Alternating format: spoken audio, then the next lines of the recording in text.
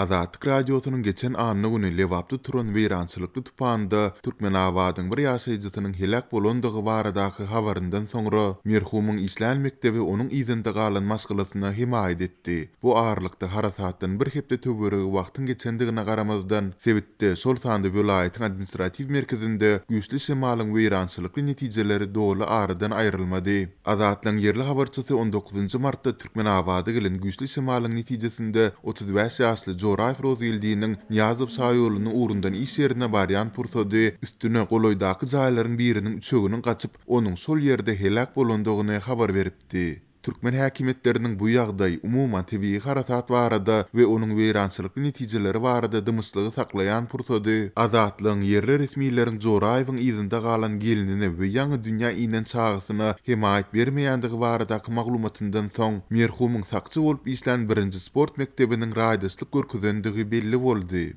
Rozeldiň sakçy bolup işlän sport mektebi onuň maşgalasyna 6000 manat meçhurynda pul kömegini etdi. Mundan başga da onuň işsizlikden kösenýän aýalyny mektebe tam süpürje edip işe aldylar diýip bu ýagdaýlardan habarly ýaşaýjylaryň biri 25 martda Azatlyň yerli habarçysyna gurrun berdi. Şol bir wagtda bu himayetin yerli resmiýetleriň görkezmesi ýa-da mekdebiň öz başlangyjy etasynda amal edilendigini häzirlikçe anyklamak başartmady. Bu ağırlykda tebii hadiseden bäri bir hepde töweregi wagtyň geçendigine garamazdan yerli häkimetler onuň ýetiren ziýanyny dogly aradan aýyrmagy başarmaýarlar. Ýatlatsak 19 martda lewapdy turan güýçli şemal vilayatyň Insime Itrapdyr şäherinde administrativ merkezinde onarça jaýy uly ziýan ýetirdi. Çärjewde mekdebiň diwarlaryny ýykdy, elektrik tütünleri agdardy. Türkmenawatda elektrik togy hälisinde hem öçüp dur. Internetiň tizligi haýal, Wi-Fi aslada işlemeýär diýip hopsuzlyk aladylar sebäpli atlandyrylmasydygyny soran Türkmenawatlylaryň biri 25 martda şäherdäki ýagdaýlary suratlandyrdy. Türkmen häkimetleri adam pidaly harasat barada dymyşlygy saklamak bilen bir hatarda ondan ejir çeken ilata hem himayet etmeýär. Tebii hadisanyň izi bilen guruluş karyptarynyň bahalarynyň tas 2 hissa gymmatlamagynyň arasynda onsuz hem ykdysady kriz sebäpli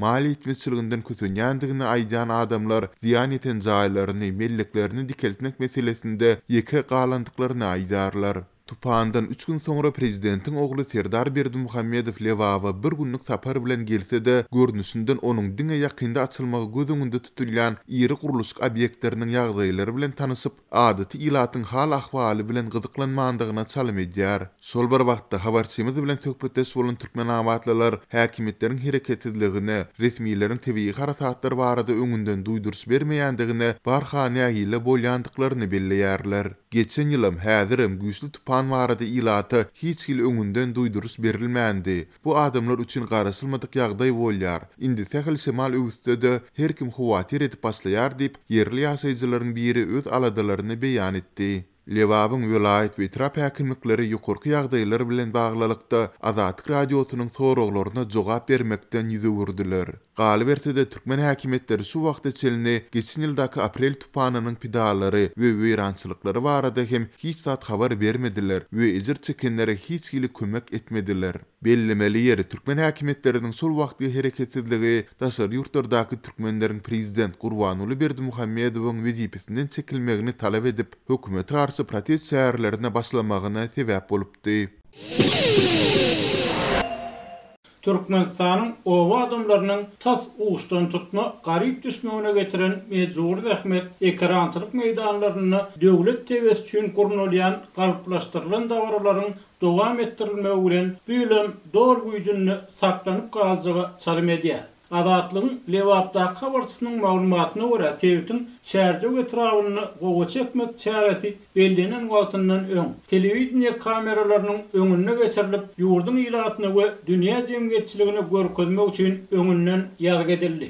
Bu maglumat 2 sany hökümetden aýrylmanyň Türkmen News neşriniň we adam hukuklaryny goraýan Türkmen inisiatiwasy uramasynyň paýtygymyny mejbur zähmetiň ulanýyşy barada hasabatyny çap edip Türkmenistanyň häkimetlerini netijesi owuzlyk syýasatyndan el çekmäge çagyran wagtynyň ýanyndan geldi. hukuk goraýjylaryň pagtaçylykdaky mezur rahmet barada çap eden hatawatyny geçen ýyl pagta türlen adamlaryň beýleki raýatlary barada ulanylan saglyk çärelerinden hem mahrum edilip, kyryn awtobuslarda ýüz maskasy gowaçy meýdanlaryna alınıp gidilenini we ýene şol ýagdaýda ýyllaryna getirilenini gaýdyldy. Adatlygyň habarçysy bu ýagdaýyň gowaçy ekşi wagtyna hem gaýtalanynyny habar berýär. Çärji wetrawynyň Watan Daýhan birleşigine ýazgy edilen ekis çärelerini atlyny bir hepde bäri dowam edýän saglyk töwekkelçiliginiň dowamy bolanyny gaýdylýar. Gowaçyk şwaradaky dawaral çärelere görülen taýýarlyklar wagtyny 2 metr aralygy saklamak düzgünini düýpden eýerilmek diýip habarçy bilen gürleşen kärinneçiler aýtdy. Şeýle-de Kerket raýonynyň Daşlyk Daýhan birleşigine geçirilen ekis çäreler wagtyny 70 ýaşlarynaky Hydyr aganyň huşundan gedip tüýkömek ulagyny hastahana alınıp gidilenini habar berilýär. Bu arada adatlyga çäre gatnaşan raýatlaryň biri gürrüň berdi we redaksiya onun işleyen yerini hopsuzluk aladalar üçün aýtmaýar. Türkmen TV'sinden görnüşi ýaly Türkmenistanyny ýaşurlar we çağılar propaganda ýazgylarynyň esasy bölümlerini duýar we soğuk ýa yssyk wady, açlykdan ýa susuzlukdan hemişe ören odagy çekýänini gaýdylýan dawaral çäreler wagtyna adamlaryň huşuny ýitirýänini barada mundan öňe maglumat berilipdi. Tehnikalar Kevtin ähli tarapyndan getirildi. Ekiş geçirilenini gaýdylan ýerler bolsa 6 ay bäri telewizorda gowy görünmek üçin taýýarlanypdyr diýip radionyň söhbetde aýtdy. Ýol gözegçiliginde işleyen yerli polisiýa işgäriniň beren maglumatyna görä, dawaral çäreleriň geçirilen ýerindäki ýol muruny soňky bir hepdede oğuzlyk tehnikalar bilen adamlaryň ýeňil awtologlarynyň çakışmagy ýa bir-birini degmegi netijesinde aryndan 6 sany ýol köçe hadisesi hasaba alındy. Şeýle-de habarçy bilen gürleşen ýöneki işçiler bu çärede mezur rahmetiň 100% ulanylanyny aýtdylar. Olaryň tasdiklamagyna görä pagta ýygym döwrüne we ekşi wagtyna şoňa meňzeş beýleki çärelerde büdjet edaralarynyň ýolbaşçylarynyň öz gol astynda işleýän adamlara ruhy we fiziki basyş görkezmegi adaty bir zady uruldy. Gowaçy kişiniň dawaralary yerli saýlawlara gödegçilik etjek synçylaryň Türkmenabada gelmeginiň öň ýanyna geçirildi. Lewapda adamlar çäre kösençliginden ýadady we saýlawyň ýetgeşlik getirjegine inanmaýar diýip habarçy aýtdy. Şeýle-de yerli häkimiýetleriň harasatdan çekilen ziýany ýapmak üçin telekaçylardan kömek soraýanlygyny, ila tarapyndaky nägileligiň ýokarlanýanyny habar berdi. Şu aralykda hukuk goraýjylaryň täze hatawatyny geçen ýylyň pagta ýygymyny mezur rahmetiň ýylgyderli ulanylanyny aýan edilenden soň etiki söwda başlangyjy moda markalaryny Türkmenistanyň pagtalmagy betetmäge çağırdy diýip Ekotextile nesri habar berdi. Türkmenistan kärinneçileriň we büdjet işgärleriniň mezur rahmetiniň netijesini öňürleýän pagtany gazanlanyny gaýdylýan ägirdul üstünlikleri wagt etmekden başga ýurt içinde gurulan dokma kärhanalaryny ýüplük bilen üpjün etmek. Şol wagtda daşary ýurtlary çiýmal görnüşinde satmak üçin ulanýar. Yerli synçylaryň köpüsiniň pikirine görä, Sowet döwründe ag altyny ýylip wasp ýetirilen pagta mezurlugy Türkmenistanlylaryň ençeme nesliniň biýsowat ýa-da ýarymsowat galmagyna, çağalaryň garyplykda, agyr şertlerde öňe geçmegine sebäp boldy.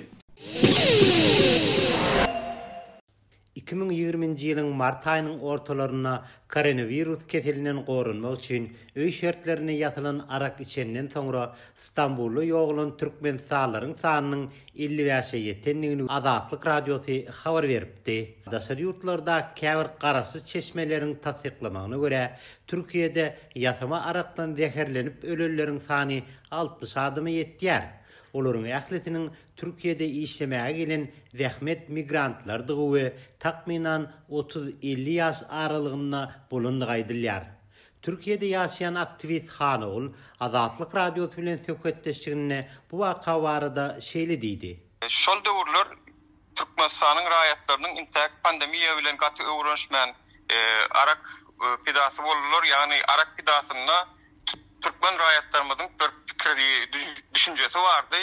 Bir arak içten pandemiýeden ýa-da virusdan goraýar diýen düşünje bilen ýalňyş bir näme girdiler. Ýöne ol waka gaty gynançly ýagdaý bolup Türkmeniň taryhynda galdy. İstanbulda 60 çemesi yaşlarımız vefat etti. Bulary Türkmenistanyň raýaty bolanyna garamazdan hökümetimiz ýygnamadylar, äkitmediler we öz howsarlar üstüne bir goşa-goş gumuny atyp bilmedi, hasratyny giderip bilmediler. Iň soňky deminne de şu zatlara gaty gynanlyk. Azatlygyň çeşmeleri, pidalaryň garnaşlarynyň, ýoğulularyň jetetlerini Türkmenistana getirmek finansyklarynyň koronavirus syýasat çäklendirmeleri we serhet ýapylmalar sebäpli başa barmanlygyny habar beripdi. Şunun ýaly çeşmeler Türkiýedäki Türkmen konsulhanasynyň wekilleriniň Aşgabatdan görkezmäniň ýokdugyny aýdyp, merhumlaryň jetetleriniň Türkmenistana alnyp gidilmegi barada hiç bir çäre görüp bilmänligini hem bellediler. Netijede olaryň ählisi Dogduk diýaryndan müňlerçe kilometr uzaklykda İstanbulyň Sarıyer etrafyndaky Kilyos Musewiler gonumçylygynyň kimsizler bölegine depin edilipdi. Watandan aýrylykda koronavirus dowurlary esasyny dören betwagçylykda ýogulan zähmet migrantlarynyň jaýlanşyna, olaryň Türkmenistana garnaşlarynyň hem öz ýakynlary bilen hoşlaşmaga gelip bilmänligi habar berildi. Şeýle de oňa Türkmen ilçihanasynyň ýa-da konsullugynyň işgärleri hem gatnaşmadylar diýip aktivistler aýtdylar.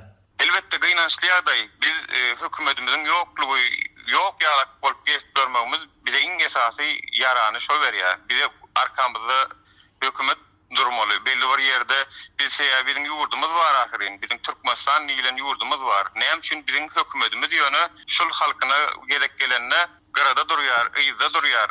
Bollayan gynançly ýagdaý we bizim öz Türkmen taryhyna utanç bolup girendigini aýtsa bolar.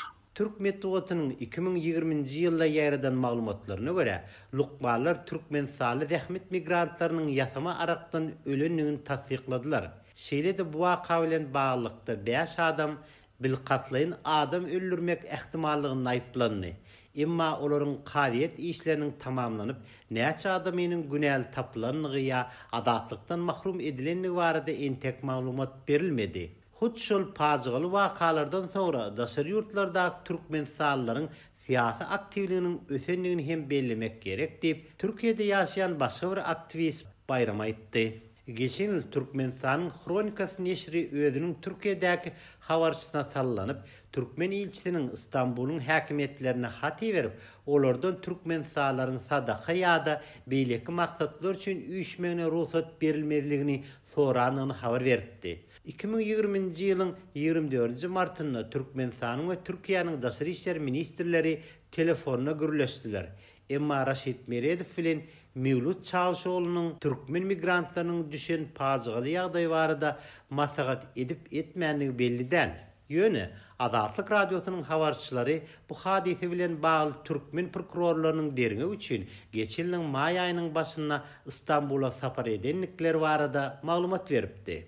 Ollarça Türkmen raýatynyň ýasama arakdan zäherlenip ýogulmagyna getiren pazygaly wakadan bir ýyldan gorak wagt geçse de ol barada Türkmen resmiýleri we mediýasy dymmagyny dowam etdirýärler.